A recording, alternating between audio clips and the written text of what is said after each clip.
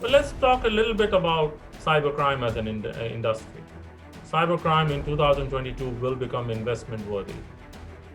So, CYFIRMA predicts that there will be more specialized and targeted attacks in 2022.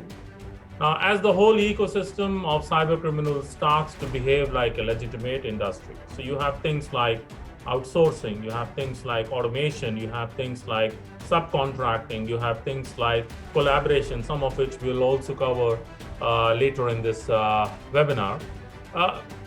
With money pouring in, right, and ransomware operators reinvesting those profits, and we have seen in the past, for whatever it is said, for how many groups that are brought in, for how much of law enforcement action is actually being executed in globally, worldwide.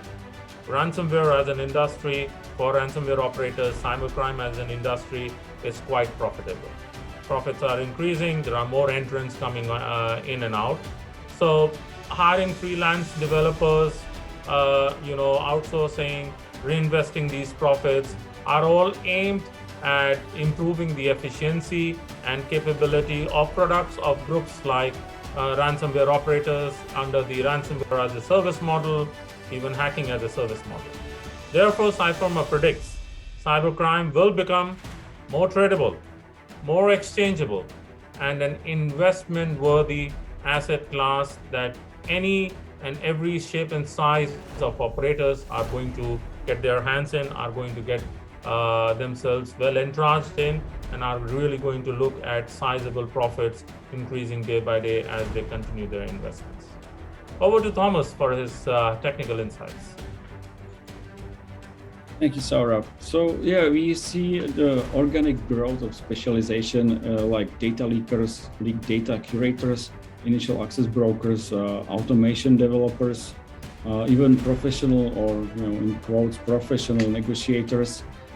They are advertising themselves on the underground forums, their skills, products, and looking for talent to work with as well.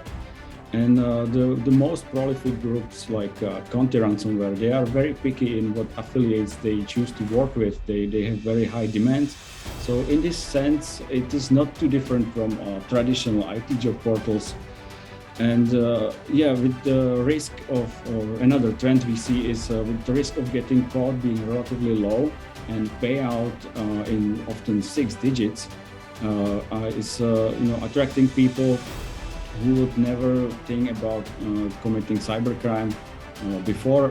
So those are various great hackers or just IT professionals looking to make a quick buck by helping developing the code or automation.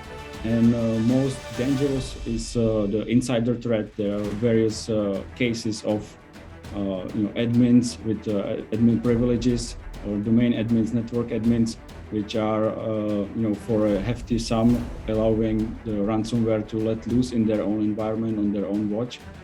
And last one is a report from Eastern Europe where there are fake cybersecurity companies hiring talent on legitimate market. And these trick professionals, they think they are working for clients, doing enumeration and invasive pen tests against these companies, under some kind of contract. And it's all a lie. They are not clients. The truth is they are just doing all the dirty work on behalf of cyber criminal gangs. And from the news we've read about this, it seems that being to the point of being investment worthy, the cybercrime being investment worthy, it's not cyber criminal gangs, but the traditional Eastern European mafia setting up these companies. So back to you, Sarah. Thanks a lot, Thomas.